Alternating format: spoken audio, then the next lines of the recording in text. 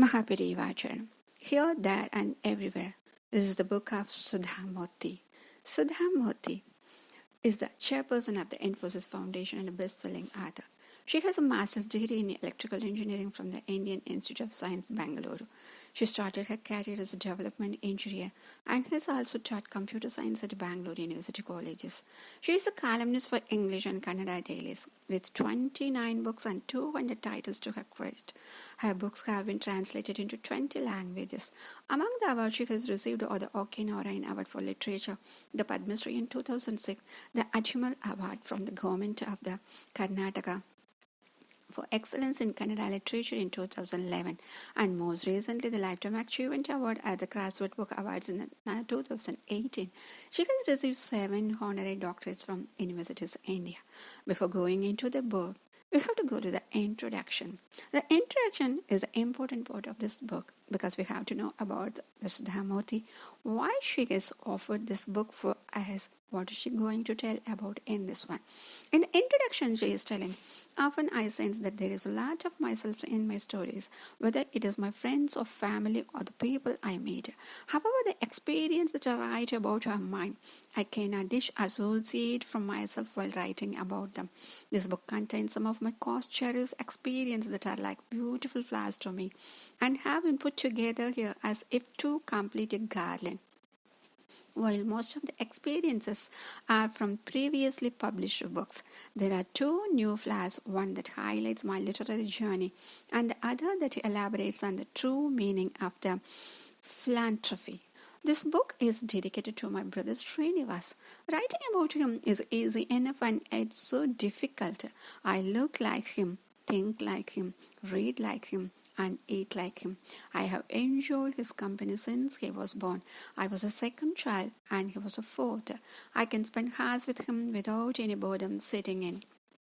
Today he is a renowned astrophysicist who has innumerable awards and distinguished accomplishments to his credit. His work is all Greek to me, just like mine is to him. I think he is extremely focused and absolutely impractical. He doesn't care much about his appearance, social appropriations, what others think of him, or even food for that matter. I am much more practical in my approach. In my journey, I have been an integral part of the administration of the many organizations. But despite what may appear to be major differences, we are the best of friends. When Srinivasa and I were children, he had decided to memorize a dictionary each during the summer holidays. Srinivas was a part of the first batch of the recently formed English medium school in our locality. That school was Kendriya Vidyalaya, so he chose to learn the English dictionary, while I defaulted to the one in Kannada. At the time, the children in the family had been assigned the task of walking the family dog. At times, both of us did not want to take him out individually because we wanted to use the time to learn a few more words.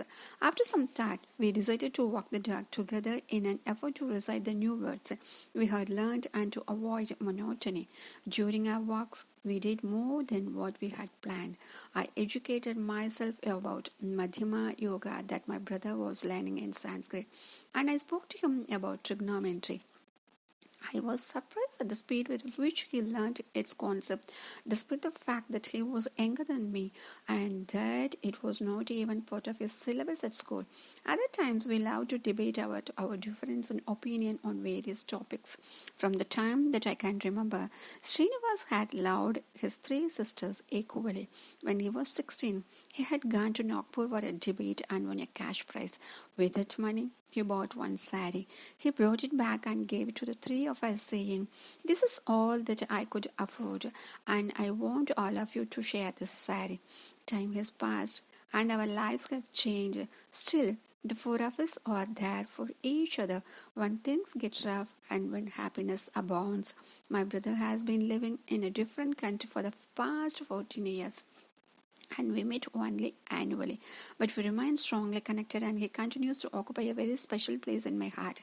He is caring but not very expressive and lives in his bubble of science and astrophysics along with stars, brown dwarfs, black holes and other entities. The only gift that I can really and truly give him is this book, a dear and precious part of me. Now, let me go into the book. A tale of many tales. Every person's life is a unique story. Usually, the story becomes famous only after a person receives recognition in ways that matter to the world.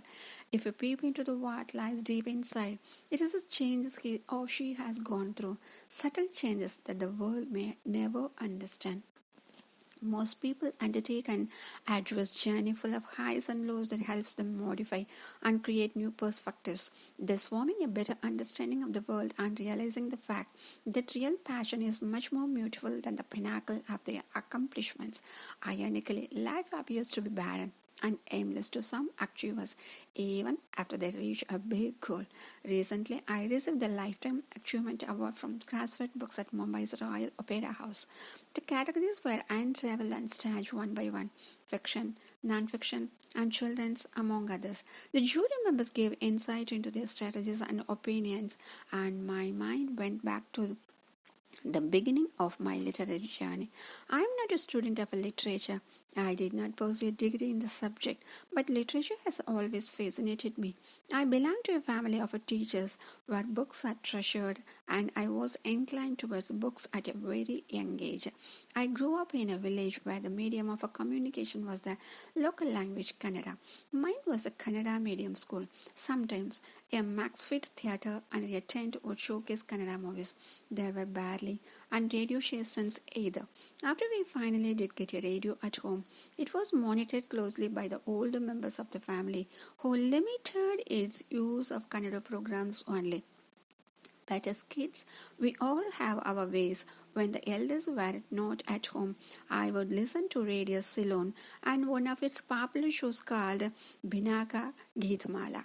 I even recall Sri Lanka's national anthem, Namo Namo Mata, which often played on the station. Other than that, there was no trace of English in my childhood, but there was plenty of time to figure out my creative outlets. My family frequently went for small day trips, temple visits, wedding related events, picnics, or a visit to a historical site. As soon as we would return home and settle for the evening, my mother would insist, "Now sit and write about your day. You may not remember tomorrow what you have seen today." And writing is a wonderful exercise for your tiny fingers and young minds. I almost always register her instructions. Sitting in one place after an exciting day didn't sound like a lot of fun, so I would respond, "I will write tomorrow." "That's fine. You can also have your dinner tomorrow then," my mother would say. This is how I was forced to sit and write. Once I began writing, I slowly but surely began to find it fun. I could play with combinations of the 52 letters in the Kannada alphabet and create meaningful words to express my feelings, joy, sadness, excitement, and anything else that I felt. Before long, writing became a fond habit. Mahaparivajan.